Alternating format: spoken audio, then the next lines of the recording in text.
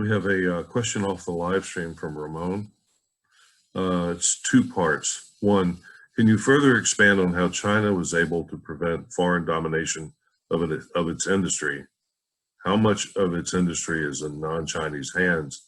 And the second part is, can you talk about the role of nationalism in China today and its conflict with the US?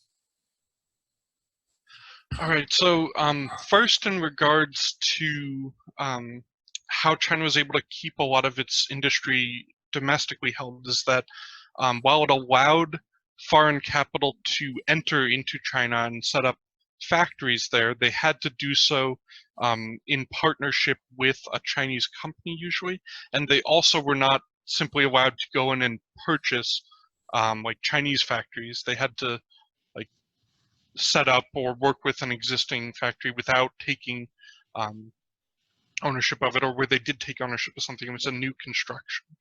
And so that meant that they could retain the ownership of the actual consolidated and sold off state industry for Chinese capitalists directly. In a way, it's somewhat similar to the situation that happened in Russia, where you had foreign companies were able to go in and make massive profits, but they weren't actually able to gain control of a lot of the fundamental economic infrastructure. There's also been a phenomenon recently where a lot of the light industry that went into China has sort of started to migrate outside of China because wages there are rising, and has started to migrate to places like Indonesia or India, Ethiopia, as I discussed. And a lot of the sort of US companies in particular that have gone in, like Google and Uber, have actually started to run into major problems maintaining their operations there, and have had to sell off to Chinese companies in a lot of cases. And then could you remind me of the second part of that question? Give me a second here. The second part of the question is, can you talk about the role of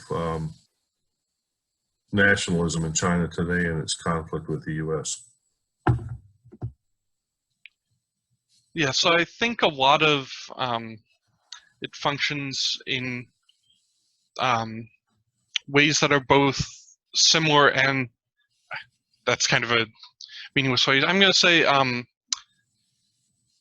China does have a lot of state-promoted nationalism as a means of encouraging support for its particular foreign policy projects, as a way to rally support around the state whenever a conflict comes up over some disputed territory, or when there is an economic conflict with the United States. It's in part able to mobilize some of that rhetoric along the same lines that it's able to mobilize this sort of progressive alternative rhetoric on an international scale, which is it's able to say, China is a country that historically was colonized, that historically was oppressed, that historically was exploited, and we want to, create a China that's a strong power that can't be oppressed, that can't be exploited. And so it plays on that sentiment to a significant extent. And the Chinese state is really able to mobilize nationalist fervor in that method, but I mean, that's not exactly something that's unique to the Chinese state either.